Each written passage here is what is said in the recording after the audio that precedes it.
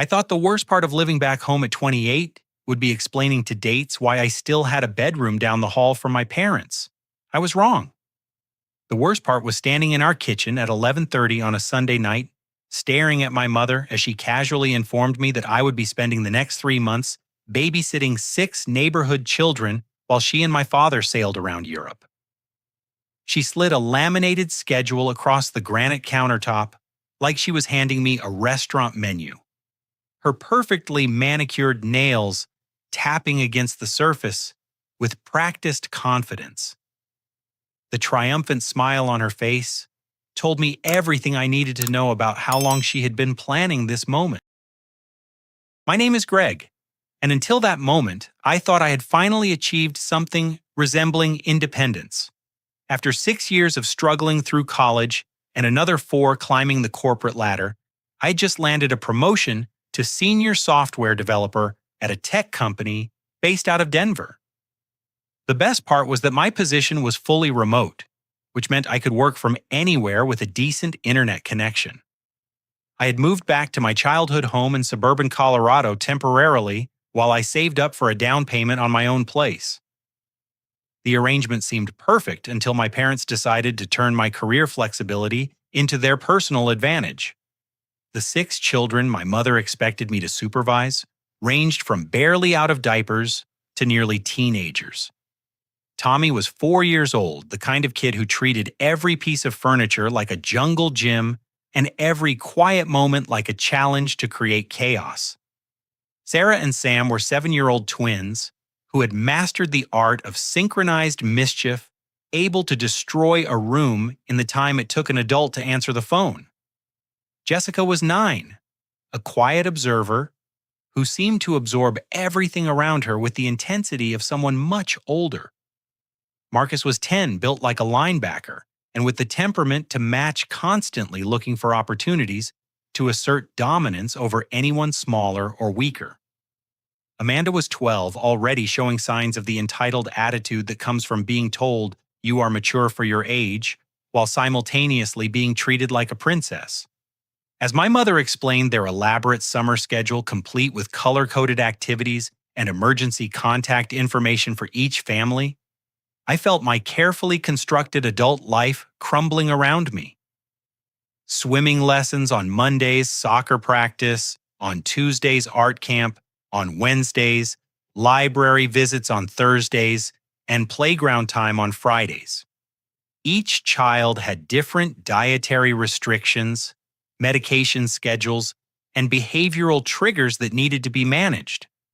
The weekend schedule was even more demanding with birthday parties, family visits, and recreational activities that would require constant transportation and supervision. What made the situation truly unbearable was not just the scope of responsibility being dumped on me, but the casual way my parents assumed I would accept it. My father stood in the doorway, wearing his new cruise attire, already mentally checked out and focused on their upcoming adventure. My mother spoke about the arrangement as if it was a foregone conclusion, using phrases like, "We knew you would understand," and "family comes first."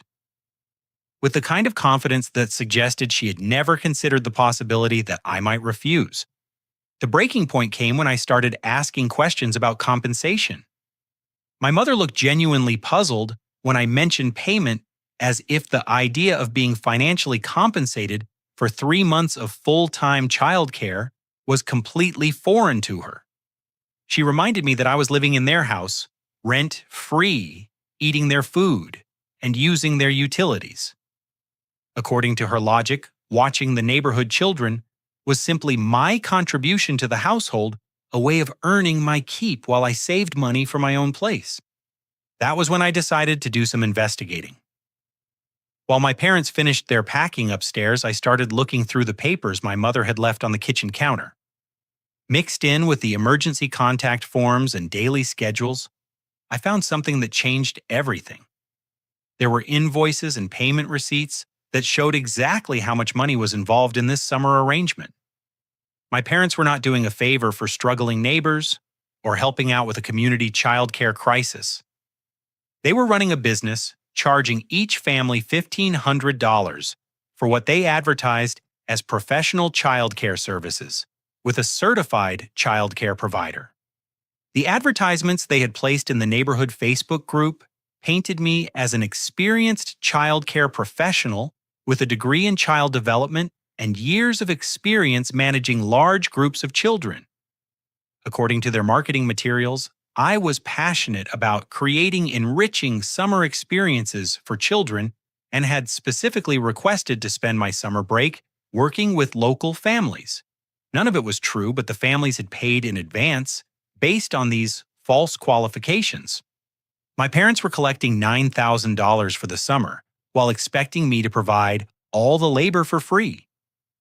They had essentially sold my services without my knowledge or consent, created false credentials to justify their premium pricing, and planned to pocket the entire amount while I sacrificed my career advancement and personal time.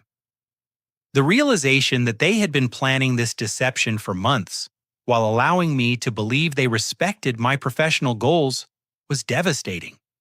As I sat in the empty kitchen surrounded by schedules and contact forms, I felt a familiar sensation from childhood when I realized my parents had made important decisions about my life without consulting me. The difference was that this time, I was not a powerless child who had to accept their choices. I was a financially independent adult with my own resources and connections. If they wanted to play games with my life, I could play games too. I picked up my phone and called Emma, my girlfriend of 8 months, who happened to be a licensed child psychologist working for the County Family Services Department.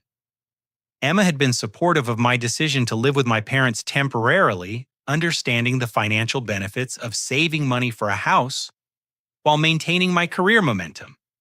She had even met my parents several times and seemed to genuinely enjoy their company, which made what I was about to tell her even more shocking. When Emma answered the phone, I could hear the concern in her voice as I explained the situation. She listened quietly as I described the financial deception, the false advertising, and the complete disregard for my consent in the arrangement. As a professional who worked with families in crisis, she immediately recognized the problematic dynamics at play. She also understood the legal implications of advertising false credentials and accepting payment for services under false pretenses. Emma suggested that we document everything before my parents left for their cruise.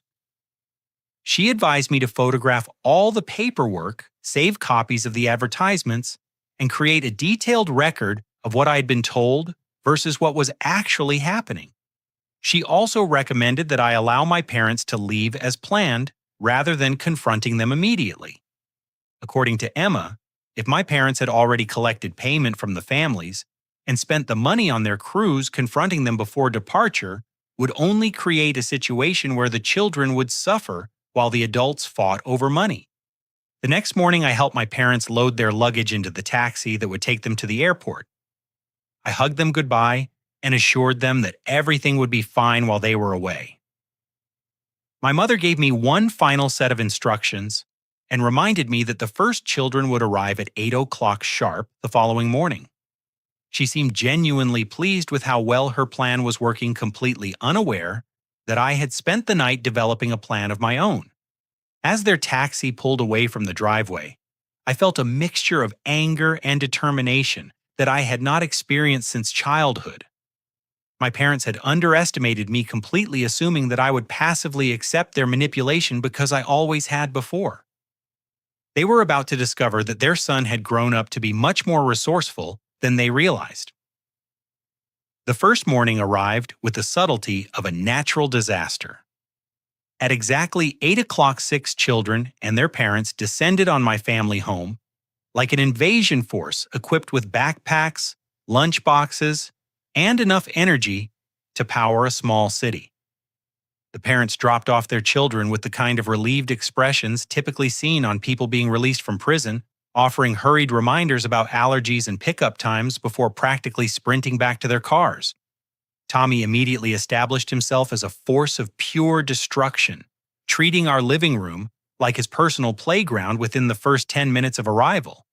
He climbed on furniture, knocked over lamps, and somehow managed to turn the coffee table into a fort using throw pillows and determination.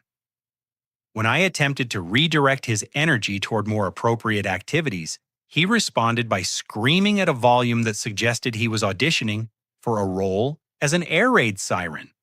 Sarah and Sam worked together with the precision of a military unit, systematically exploring every corner of the house to identify vulnerabilities they could exploit later.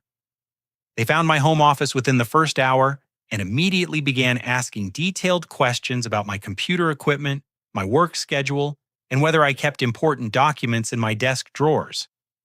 Their innocent curiosity felt more like reconnaissance than genuine interest. Jessica positioned herself in a corner of the living room with a book, but I noticed that her eyes were constantly moving, cataloging every interaction and conversation around her. She spoke only when directly questioned and gave answers that revealed far more awareness of adult dynamics than most 9-year-olds possessed. There was something unsettling about her watchfulness, as if she was gathering intelligence for purposes I could not yet understand. Marcus appointed himself the unofficial leader of the group and immediately began testing boundaries with the kind of systematic approach that suggested previous experience with challenging authority figures. He deliberately broke small household rules, watched for my reactions, and adjusted his behavior based on what he observed. When I asked him to stop jumping on the couch, he switched to punching throw pillows. When I redirected him away from the pillows, he started kicking the coffee table legs. Amanda carried herself with the confidence of someone who expected special treatment based on her status as the oldest child in the group. She demanded snacks that were not on the approved list, insisted on activities that were not part of the planned schedule, and spoke to me with the kind of casual disrespect that suggested she viewed me as hired help rather than an authority figure. By lunchtime on the first day, I realized that managing 6 children with vastly different personalities and energy levels was only part of the challenge. The real problem was that none of them seemed to respect my authority or take seriously any boundaries I attempted to establish. They treated my instructions like suggestions, my rules like negotiations, and my attempts at discipline like entertainment. The situation escalated dramatically on Tuesday morning when Tommy decided to conduct a scientific experiment involving the upstairs bathroom sink, 3 rolls of toilet paper, and approximately half a bottle of liquid soap. I discovered his research project when water began dripping through the kitchen ceiling directly onto the breakfast table. By the time I reached the bathroom, Tommy had created a flood that would have impressed professional water damage restoration specialists. While I was dealing with Tommy's aquatic disaster, Sarah and Sam used the distraction to explore my home office in greater detail. They managed to disconnect my computer monitors, rearrange my desk drawers, and somehow reset all my keyboard shortcuts to random combinations that made normal typing nearly impossible. When I confronted them about the unauthorized office visit, they claimed they were just trying to help me organize my workspace. The twins' sabotage of my office equipment was particularly devastating because I had important client presentations scheduled for later in the week. My remote work arrangement depended on maintaining professional standards and meeting deadlines, both of which became nearly impossible when I was spending my days cleaning up disasters and searching for missing equipment that had been mysteriously relocated throughout the house. Marcus escalated his boundary testing on Wednesday by deliberately breaking one of my mother's decorative vases during what he claimed was an accident while playing indoor soccer with a rolled-up sock. The vase had been a wedding gift that my parents displayed prominently in the living room, and its destruction felt like a deliberate challenge to my ability to maintain order in their absence. When I explained that indoor soccer was not an appropriate activity, Marcus responded by suggesting that maybe I needed to provide better entertainment options if I wanted him to avoid accidents. Jessica's role in the group dynamic became clearer as the week progressed. She rarely participated in the destructive activities directly, but she never warned me about what the other children were planning either. Instead, she watched from the sidelines with the detached interest of someone observing a social experiment. Her silence felt deliberately strategic, as if she was protecting information that might be valuable later. Amanda's challenges to my authority became more sophisticated as she realized that direct confrontation was less effective than subtle manipulation. She began questioning every decision I made, from meal choices to activity scheduling, always phrasing her objections as helpful suggestions or innocent questions. Her technique was particularly effective because it forced me to justify routine decisions while undermining my confidence in my own judgment. The parents who picked up their children each evening seemed blissfully unaware of the daily chaos their offspring had created. They asked generic questions about how the day had gone and accepted my diplomatically edited responses without much interest in details. Several parents mentioned how convenient the arrangement was for their summer plans and how grateful they were to have found such reliable childcare at reasonable rates. By Thursday, I began to suspect that the children's behavior was more coordinated than coincidental. The timing of their various disruptions seemed too well orchestrated to be random, and their ability to create maximum chaos with minimum effort suggested advanced planning. When I mentioned this observation to Emma during our nightly phone call, she encouraged me to pay closer attention to how they communicated with each other and whether there were patterns in their disruptive behavior.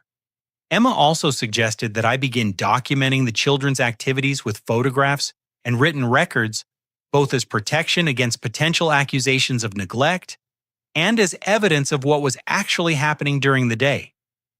She helped me set up a discrete monitoring system using my smartphone and laptop cameras that would allow me to record interactions without the children's knowledge. Friday morning brought the most revealing incident of the week. I overheard Jessica having a quiet conversation with Marcus about whether they were supposed to make me more frustrated or if they should wait until the weekend to implement the next phase of their plan. When I asked Jessica what plan she was referring to, she immediately claimed that she had been talking about their plan to build a fort in the backyard after lunch. The mention of a plan confirmed my suspicions that the children were following some kind of coordinated strategy designed to create problems for me.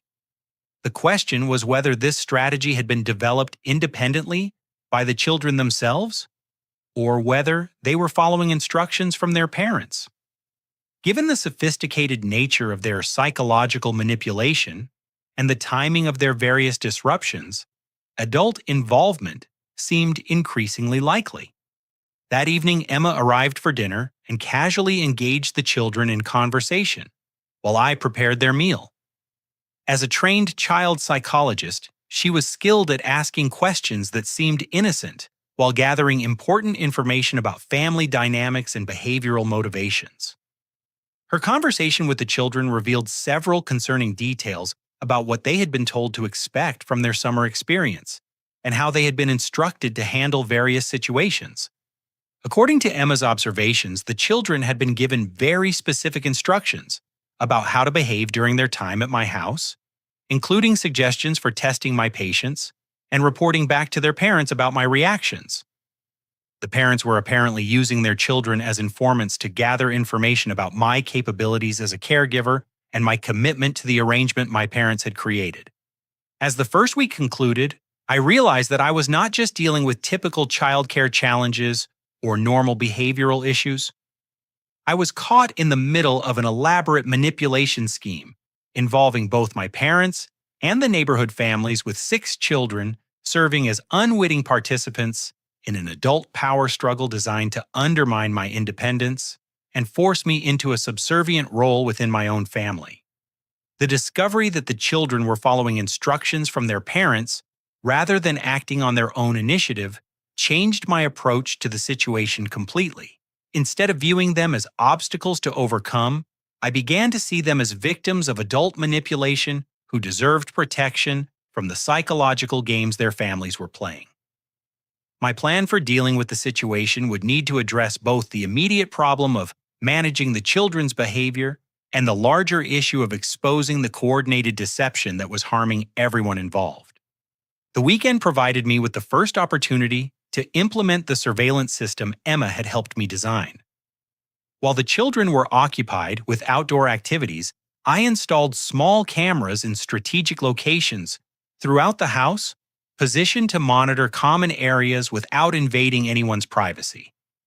The system was connected to my laptop and smartphone, allowing me to review footage remotely and document patterns of behavior that might not be immediately obvious during direct supervision.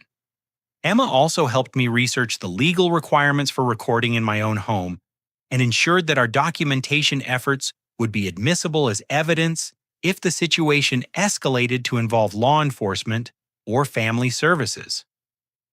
As a county employee, she understood the importance of proper procedures and helped me maintain professional standards while gathering information about what was really happening with the children.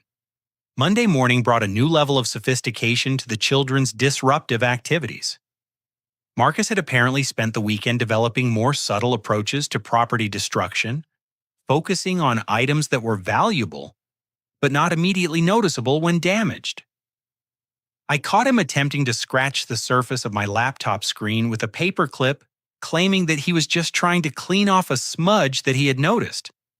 When I confronted Marcus about deliberately damaging my equipment, he became defensive and accused me of being paranoid and unfair. His reaction was so perfectly calibrated to make me appear unreasonable that I suspected he had been coached on how to respond to challenges about his behavior. The performance was too polished for a 10-year-old to have developed independently. Sarah and Sam had upgraded their office sabotage to include more technical interference with my work equipment. They had somehow learned how to access my computer's settings and had spent time over the weekend researching how to create problems that would be difficult to trace but would significantly impact my productivity. On Monday morning, I discovered that they had changed all my software configurations, deleted important shortcuts, and somehow managed to corrupt several data files. The twins' technical knowledge was impressive for 7-year-olds, but it raised questions about where they had acquired such specific information about computer systems. When I asked them how they had learned to modify software settings, they claimed they had just been experimenting and had not realized they were causing problems. Their explanation was plausible enough to avoid direct consequences, but sophisticated enough to suggest adult guidance. Amanda had developed a new strategy focused on social manipulation rather than direct confrontation. She began making comments designed to undermine my confidence and authority, suggesting that I seemed stressed and overwhelmed by the responsibilities of childcare. Her observations were framed as expressions of concern, but they were clearly intended to plant seeds of doubt about my competence and stability. Jessica continued her role as the group's intelligence gatherer, but I noticed that she was paying particular attention to my phone calls and computer activities. She had developed techniques for listening to conversations from adjacent rooms and had become skilled at reading computer screens from across the room. Her surveillance skills were remarkable for someone her age and suggested training that extended beyond normal childhood curiosity. Tommy's destructive activities had evolved to include more targeted attacks on items that would be expensive or impossible to replace. On Tuesday, he managed to spill grape juice on important documents that were spread across my desk, claiming that he had been trying to bring me a snack as a surprise. The timing of his accident was suspiciously perfect, occurring just moments after I had received an important phone call from a client. The pattern of escalating sabotage confirmed that the children were working from some kind of coordinated plan, designed to create maximum disruption with minimum risk of serious consequences. Each incident was carefully calibrated to appear accidental or innocent, while causing genuine problems for my work and personal life. The sophistication of their approach suggested adult planning and supervision. Wednesday afternoon brought the most shocking revelation yet. While reviewing surveillance footage from the previous day, I witnessed Marcus systematically searching through drawers and cabinets in my bedroom, carefully photographing the contents with a smartphone that I had never seen him use before. He was not randomly exploring or playing with interesting objects. He was conducting a deliberate inventory of valuable items and personal belongings. When I confronted Marcus about the unauthorized search of my bedroom, he initially denied being in the room at all. When I showed him the video evidence, his demeanor changed completely. Instead of the defiant attitude he typically displayed when caught misbehaving, he became genuinely frightened and began crying in a way that suggested real distress rather than manipulation. Through gentle questioning, I learned that Marcus had been given specific instructions by his father to identify and photograph valuable items in the house, with promises of significant rewards for gathering useful information. His father had told him that my parents had asked for help keeping track of their possessions while they were away, and that Marcus would be helping protect the family by documenting what was in the house. Marcus's confession opened the door to understanding the larger scope of what was happening. The children were not just being instructed to create behavioral problems and test my patience. They were being used as reconnaissance agents to gather information about the financial resources and personal vulnerabilities of my family. The parents were using their children to conduct espionage operations under the guise of innocent childcare arrangements. The discovery that Marcus had been promised $200 for each successful mission he completed explained the escalation in his disruptive behavior and his willingness to risk serious consequences for relatively minor acts of sabotage. He was not acting out due to behavioral problems or lack of supervision. He was following a detailed assignment list provided by his father and motivated by financial incentives that were significant from a 10-year-old's perspective. As Marcus continued to open up about his instructions, other children began admitting their own assigned tasks. Sarah revealed that she had been told to delete any computer files that seemed related to money or business, with the explanation that she was helping protect my family's financial privacy from potential identity thieves. Sam admitted that he had been recording conversations using a small device his mother had hidden in his backpack, with instructions to capture any discussions about money travel plans or family conflicts. Amanda's role was perhaps the most disturbing. She had been instructed to engage me in inappropriate conversations and to create situations that could be misinterpreted or taken out of context if they were recorded or witnessed by other adults. Her parents had coached her on how to manipulate interactions to create compromising situations that could be used to discredit me if necessary. Even Jessica had been assigned specific responsibilities, though her tasks were more focused on psychological observation than direct action. She had been told to monitor my emotional state, document any signs of stress or instability, and report back on how I interacted with the other children when I thought no one was watching. The revelation that all 6 children were operating under detailed instructions from their parents transformed my understanding of the situation completely. This was not a simple case of my parents making poor decisions about summer childcare arrangements. This was an organized conspiracy involving multiple families working together to gather intelligence, create evidence of my inadequacy as a caregiver, and potentially set me up for serious accusations that could damage my reputation and career permanently. Emma's reaction to the children's confessions was both professional and personal. As a child psychologist, she recognized the psychological damage that was being inflicted on the children by forcing them to participate in deceptive and potentially illegal activities. As my girlfriend, she was horrified by the scope of the manipulation and the potential consequences if the parents' plan had been allowed to continue unchecked. Together, we developed a strategy for protecting both the children and ourselves while gathering evidence of the conspiracy that was unfolding. Emma contacted her supervisor at the County Family Services Department to report suspected child manipulation and to request guidance on proper procedures for documenting and addressing the situation. She also helped me contact a family attorney who specialized in cases involving fraud and elder abuse. The attorney's initial assessment was that my parents and the neighborhood families had potentially committed several serious crimes, including fraud, conspiracy, child endangerment, and extortion. The fact that they had used children to conduct surveillance and gather evidence for potential blackmail elevated the situation beyond simple financial deception into criminal territory that could result in felony charges. As Wednesday evening concluded, I realized that my summer had become about much more than simply surviving 3 months of unwanted babysitting responsibilities. I was now responsible for protecting 6 children from their own families while building a legal case against adults who had severely underestimated both my intelligence and my commitment to doing the right thing, regardless of the personal cost.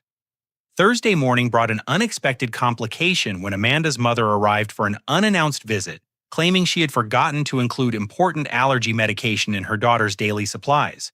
Her casual explanation seemed plausible until I realized that she was systematically observing the condition of the house, the behavior of the children, and my responses to various situations that arose during her visit. Amanda's mother timed her arrival perfectly to witness Tommy in the middle of one of his most spectacular meltdowns, a screaming tantrum that I had been secretly recording as evidence of the behavioral manipulation the children had been subjected to. Instead of seeing a child who had been pushed beyond his emotional limits by adult manipulation, she saw what appeared to be completely inadequate supervision and lack of appropriate behavioral management. The surveillance footage I'd been collecting suddenly became a double-edged sword. While it provided evidence of the children's coordinated sabotage activities and their confessions about following parental instructions, it also documented moments when their behavior appeared genuinely out of control.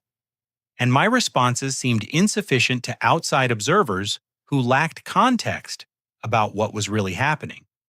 Amanda's mother spent approximately 30 minutes observing our daily routine, asking pointed questions about scheduling meal planning, educational activities, and emergency procedures. Her questions were framed as innocent curiosity about how I was managing such a large group of children, but they felt like a formal evaluation designed to identify weaknesses in my caregiving approach. During her visit, Amanda's behavior changed dramatically from the manipulative testing I had grown accustomed to over the previous weeks. She became clingy and emotional, complaining about being hungry, despite having eaten breakfast less than 2 hours earlier. She also mentioned being tired and having trouble sleeping at night, creating the impression that her basic needs were not being adequately met. The performance was convincing enough that I began to question whether Amanda's manipulative behavior had been genuine, or whether she was actually struggling with the pressure of following her parents' instructions while maintaining normal childhood activities. The psychological toll of participating in the adult conspiracy was clearly affecting all the children in different ways. After Amanda's mother left, I contacted Emma immediately to discuss the implications of the unexpected evaluation visit. Emma pointed out that the timing was not coincidental and that the other families were likely coordinating their information gathering to build a comprehensive case against my competence as a caregiver. The goal was probably to create documented evidence that could be used to demand refunds from my parents or to justify breaking their contracts without financial penalty. Emma also warned me that the families might be building toward more serious accusations that could involve law enforcement or family services investigations. If they could document evidence of neglect or inappropriate behavior, they could potentially file criminal charges that would destroy my reputation and career, even if they were ultimately proven false. Friday afternoon brought the crisis I had been dreading. Marcus's father arrived to pick up his son in an obviously intoxicated state, reeking of alcohol, and speaking with the slurred speech patterns that indicated serious impairment. When Marcus saw his father's condition, he became visibly frightened and asked if he could stay at my house until his father felt better. Marcus's father responded to his son's request with anger that quickly escalated to verbal abuse directed at both Marcus and me. He accused me of turning his son against him and claimed that Marcus had been lying about the instructions he had been given regarding surveillance and sabotage activities. According to his father, Marcus was making up stories to get attention and to avoid taking responsibility for his own behavioral problems.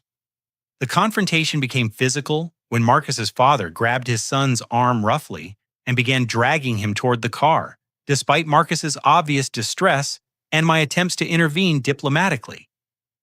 When I suggested that perhaps someone else could provide transportation since he had been drinking, Marcus's father turned his aggression toward me with threats that felt genuinely dangerous. I immediately called the police while trying to position myself between Marcus and his father, who had become increasingly agitated as he realized that his behavior was being witnessed and potentially recorded. The other children were terrified by the scene unfolding in our driveway, with several of them crying and asking if Marcus was going to be hurt by his father. The police arrived within minutes and immediately assessed the situation as a potential case of child endangerment and domestic violence. Marcus's father was given a field sobriety test that he failed dramatically, resulting in his arrest for public intoxication and attempted child endangerment.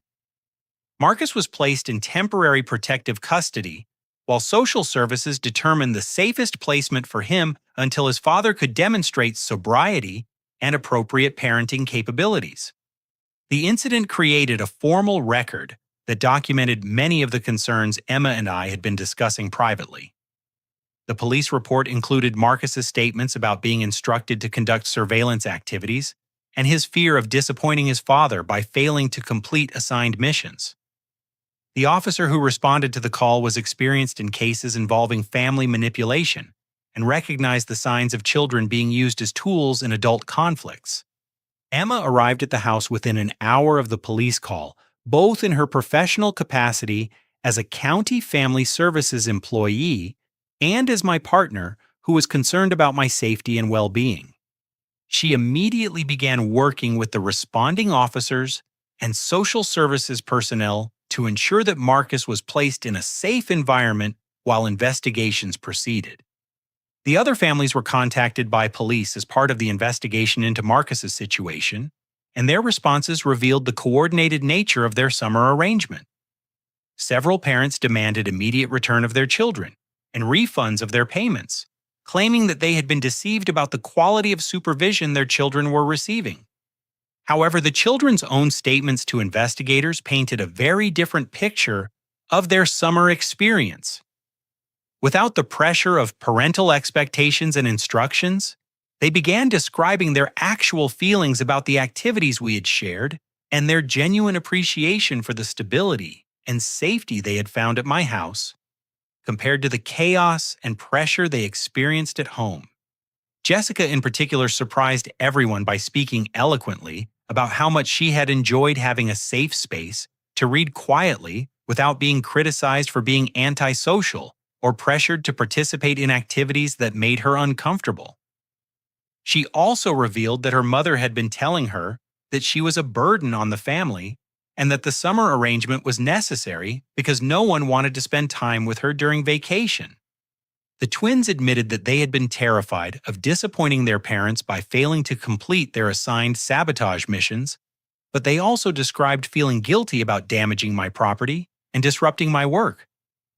They had wanted to stop following their instructions after the first few days, but had been afraid of the consequences of disobedience. Tommy's emotional testimony was perhaps the most powerful evidence of what had really been happening during our summer together. Despite being only 4 years old, he was able to articulate that he felt safe and cared for at my house in ways that he did not feel at home. He also revealed that his parents had been telling him that his behavior problems were the reason they needed to send him away for the summer. Amanda's revelations about her parents' instructions regarding inappropriate interactions were particularly disturbing to the investigating officers. She described being coached on how to create situations that could be misinterpreted and how to manipulate conversations to gather compromising information. The psychological manipulation she had been subjected to constituted a form of abuse that required immediate intervention.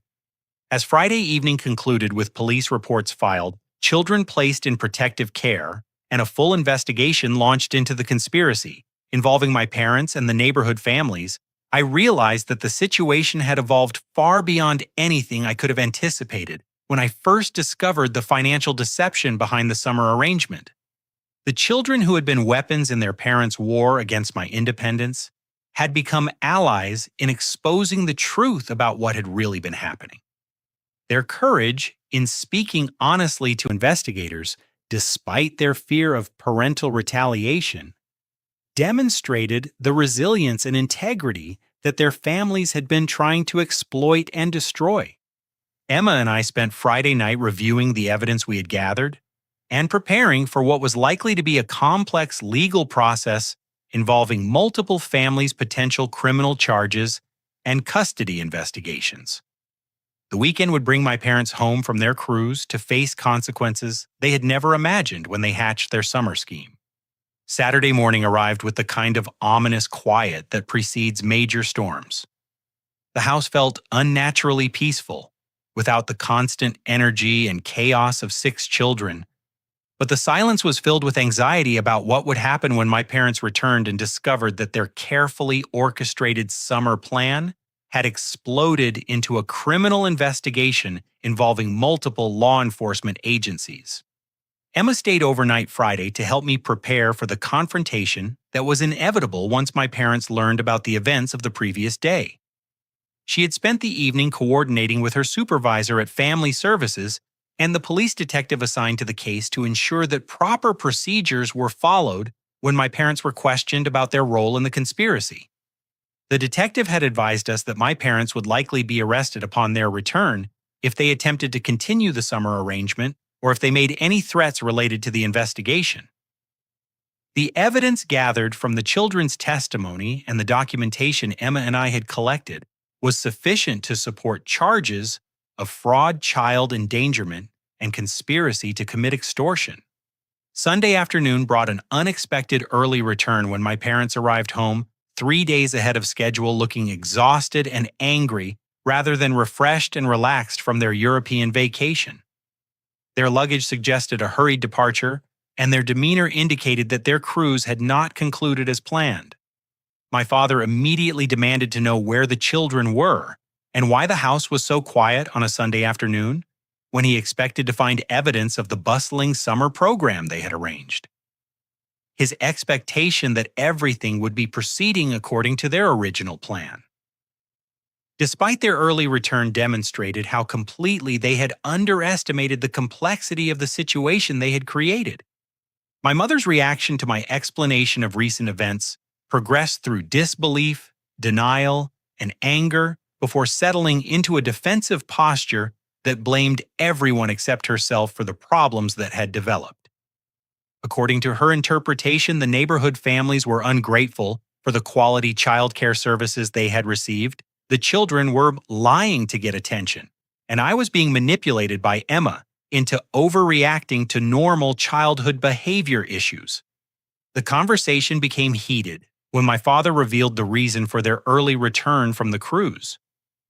They had been caught cheating at casino games aboard the ship and had been asked to disembark at the nearest port with their gambling privileges permanently revoked. The money they had collected from the neighborhood families for summer childcare had been lost to poor gambling decisions and casino security investigations. The revelation that my parents had gambled away the family's payments while leaving me to deal with the consequences of their fraud was the final confirmation I needed that their summer plan had been designed from the beginning to benefit only themselves. They had never intended to use the child care payments for legitimate business expenses or to compensate me for my labor. My mother's response to learning about the police investigation was to suggest that we could still salvage the situation by claiming that the children had been making up stories and that the whole incident with Marcus's father had been a misunderstanding. She seemed genuinely confused about why I was unwilling to lie to law enforcement officers to protect the family from the consequences of their own actions. The confrontation escalated when my father threatened to evict me from the house immediately unless I cooperated with their efforts to minimize the legal consequences of the investigation. He seemed to believe that my financial dependence on their housing arrangement would force me to choose family loyalty over honesty with law enforcement. Emma's arrival during the height of the argument changed the dynamic completely. Her presence as both a county employee and a witness to the conversation meant that any threats or attempts at intimidation would be documented and could be used as evidence in the ongoing investigation. Her professional training also allowed her to recognize signs of the psychological manipulation that my parents had apparently been using against me for years. The moment that defined the entire confrontation came when Detective Rodriguez arrived with the family services caseworker who had been assigned to the case.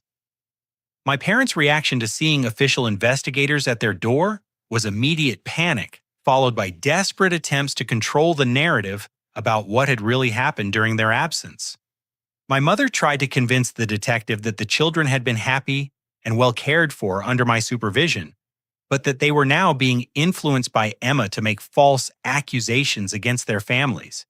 She suggested that Emma had ulterior motives for encouraging the investigation and was using her professional position to create problems where none had existed before. Detective Rodriguez had extensive experience dealing with family manipulation cases and was not impressed by my parents' attempts to deflect responsibility or blame others for the situation they had created. He presented them with evidence that included financial records, surveillance footage, and detailed statements from all 6 children describing their assigned missions and the psychological pressure they had experienced. The detective also revealed that the investigation had expanded beyond the immediate case involving my family to include a broader examination of potential fraud and child abuse, involving all the neighborhood families who had participated in the summer arrangement. Several families were facing charges related to their use of children as informants and their coordination of activities designed to gather evidence for potential blackmail or extortion. My father's response to learning about the scope of the investigation was to attempt to negotiate a deal that would minimize their legal exposure in exchange for cooperation with the ongoing inquiry. He offered to provide information about the other families' involvement in the conspiracy if charges against him and my mother could be reduced or eliminated entirely. Detective Rodriguez explained that any cooperation agreement would need to be negotiated through the district attorney's office and would depend on the extent of their involvement in the conspiracy and their willingness to make full restitution to all affected parties. The families they had defrauded were entitled to recover their payments plus damages for the psychological harm inflicted on their children. The caseworker who accompanied Detective Rodriguez was particularly interested in the psychological dynamics that had led my parents to involve children in their fraud scheme. She explained that using children as tools in adult conflicts constituted a form of emotional abuse that could have long-term consequences for their psychological development and ability to trust adult authority figures. As Sunday evening concluded with my parents facing the reality of potential criminal charges and civil liability that could destroy their financial security and reputation in the community, I felt a mixture of sadness and relief that the truth was finally being acknowledged by people with the authority to address it appropriately. The children who had been used as weapons in their parents' war against my independence were now under the protection of professionals who understood the psychological damage that had been inflicted on them. Emma and I had successfully documented and exposed a conspiracy that could have continued indefinitely if we had not been willing to stand up against family pressure and community expectations. My parents' assumption that I would prioritize family loyalty over moral integrity had been proven spectacularly wrong. Their underestimation of my resources, intelligence, and commitment to protecting vulnerable children had led them into a legal nightmare that would have consequences extending far beyond the end of summer vacation.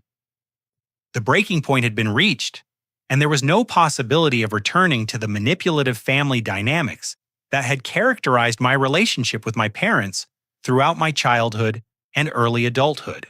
The summer they had intended to use for establishing control over my independence had instead become the catalyst for my complete liberation from their psychological manipulation. Monday morning brought the beginning of formal legal proceedings that would determine the consequences for all the adults involved in the summer conspiracy. The district attorney's office had reviewed the evidence collected by Detective Rodriguez and Emma's family services team and had decided to pursue criminal charges against my parents and several neighborhood families for fraud, child endangerment, and conspiracy to commit extortion. The family court hearing scheduled for Tuesday would determine temporary custody arrangements for the children while their parents faced criminal charges and underwent psychological evaluations to assess their fitness for unsupervised parenting. Judge Patricia Morrison, who presided over family court cases involving child welfare, had a reputation for taking child manipulation cases seriously and imposing severe consequences on adults who used children as tools in their personal conflicts. Emma had been assigned as the primary caseworker for all 6 children, which meant she would be responsible for coordinating their psychological evaluations, monitoring their placement in foster care or with relatives, and developing long-term treatment plans to address the trauma they had experienced during the summer. Her professional relationship with the case created some complexity for our personal relationship, but her supervisor had determined that her existing knowledge of the situation made her the most qualified person to manage the children's needs. Tuesday's court hearing provided the first opportunity for all 6 children to speak directly to Judge Morrison about their experiences during the summer and their feelings about their family situations. The judge had arranged for child advocates to be present to support the children during their testimony and to ensure that their voices were heard clearly in the legal process. Jessica was the first child to testify, and her articulate description of the psychological pressure she had experienced at home shocked everyone in the courtroom. She explained that her mother had been telling her for months that she was a social burden because of her preference for reading quietly rather than participating in group activities. The summer arrangement had been presented to Jessica as an opportunity for her to learn how to be more social and outgoing, but she had been given specific instructions to monitor my behavior and report any signs that I was becoming frustrated with her presence. Jessica's testimony revealed that she had been living with constant anxiety about disappointing her mother while simultaneously feeling guilty about the surveillance activities she had been assigned. Her description of finding genuine acceptance and safety at my house brought several people in the courtroom to tears, including Judge Morrison, who had presided over hundreds of child welfare cases during her career. Marcus's testimony was particularly powerful because he was able to describe in detail the specific instructions his father had given him regarding property damage and theft. He explained that his father had promised him significant financial rewards for creating problems that would make me appear incompetent as a caregiver, with bonuses for gathering photographic evidence of valuable items in the house. Marcus also revealed that his father had been drinking heavily throughout the summer and had become increasingly angry when Marcus expressed reluctance to continue following his assigned missions. The pressure to earn his father's approval through successful completion of sabotage activities had been creating behavioral problems at home that extended far beyond the summer arrangement. Sarah and Sam testified together holding hands for emotional support as they described the fear they had felt about disappointing their parents by failing to complete their assigned computer sabotage tasks. They explained that they had been told that my work was not important and that creating problems with my equipment would teach me valuable lessons about responsibility and time management. The twins also revealed that they had been experiencing nightmares and anxiety attacks related to the guilt they felt about damaging my property and disrupting my career activities. Their testimony included heartbreaking descriptions of how much they had enjoyed the educational activities and outdoor playtime we had shared when they were not following their parents' destructive instructions.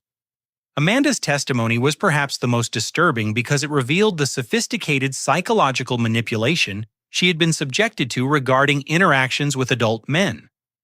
Her parents had coached her on how to create situations that could be misinterpreted as inappropriate behavior on my part, with detailed instructions about conversation topics and physical positioning that could be used to support false accusations if necessary.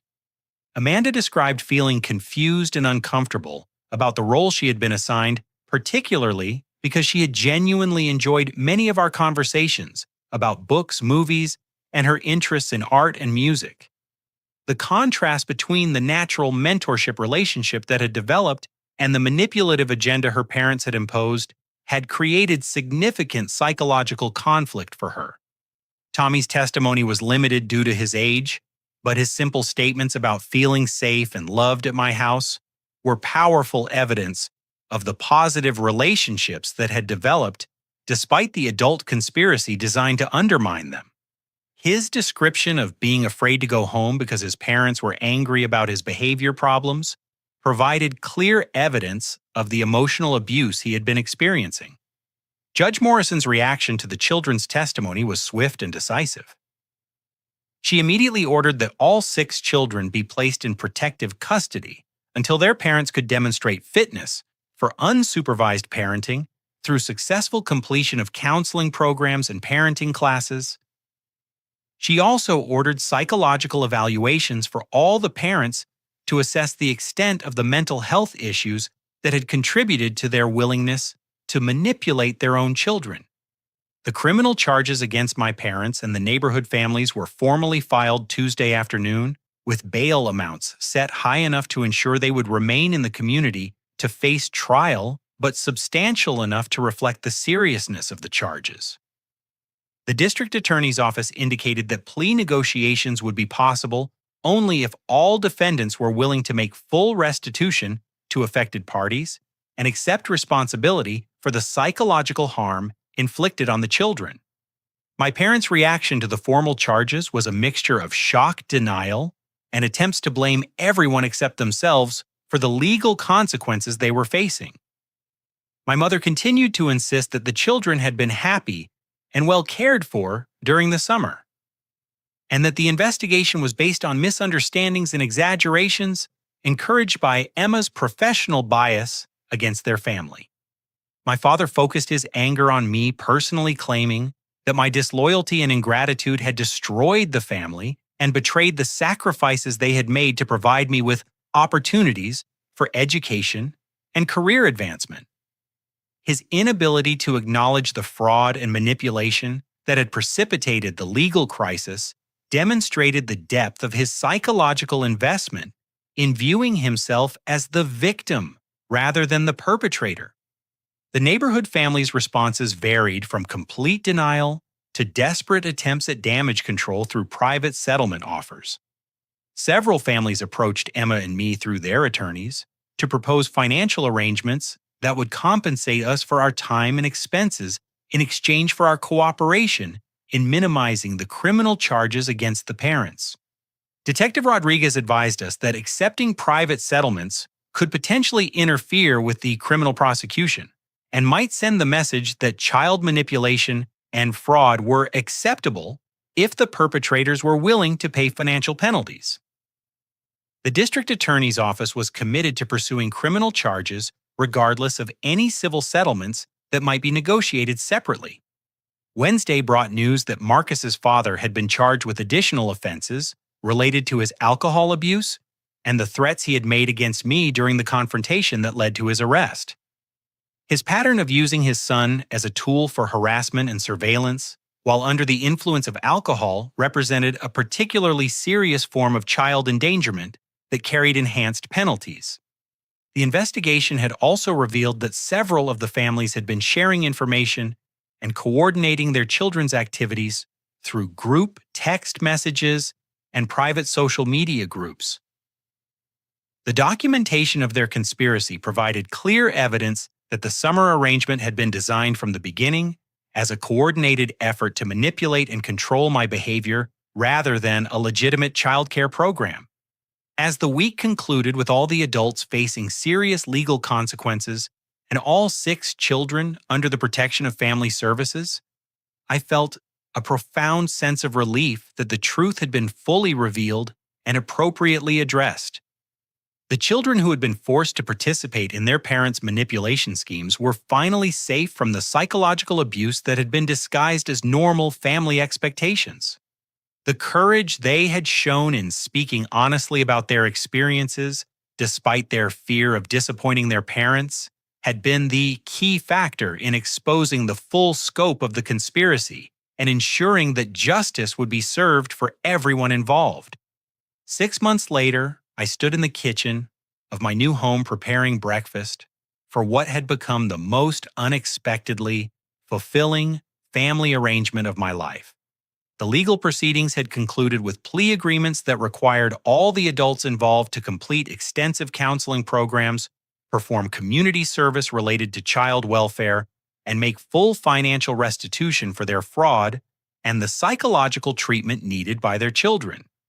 Jessica and Tommy had been placed in my permanent custody after their parents voluntarily surrendered their parental rights rather than face the extensive rehabilitation requirements that would have been necessary to regain custody.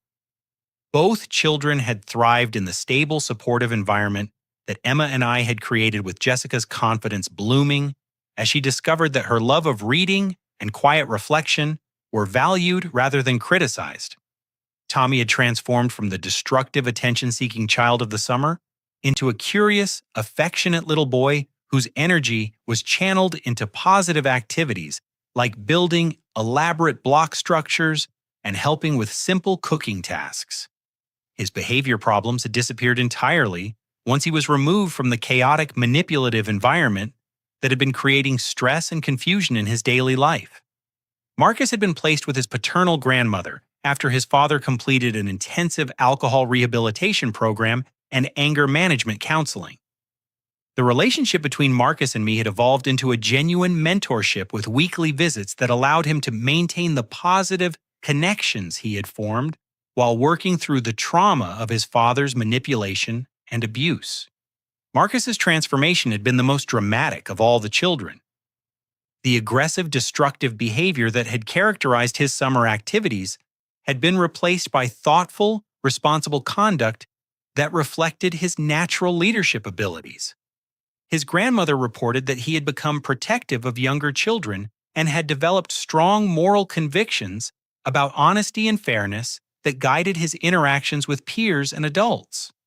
Sarah and Sam had been reunited with their maternal aunt after their parents completed family therapy and parenting classes designed to address the psychological dysfunction that had led them to use their children as tools in adult conflicts.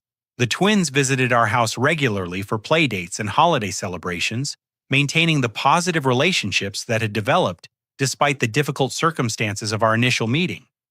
The twins had recovered quickly from their summer trauma, demonstrating the resilience that had allowed them to maintain their essential personalities even while following destructive instructions from their parents.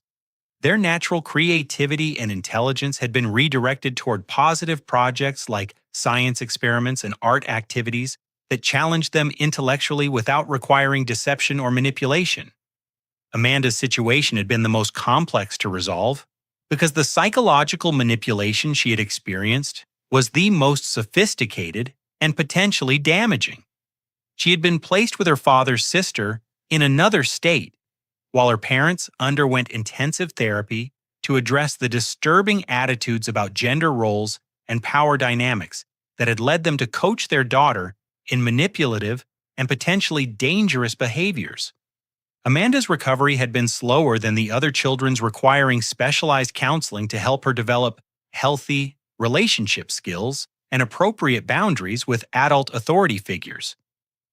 Our communication was limited to occasional cards and letters, but her aunt reported that she was making steady progress in rebuilding her self-esteem and learning to trust her own judgment, rather than automatically manipulating others to get her needs met.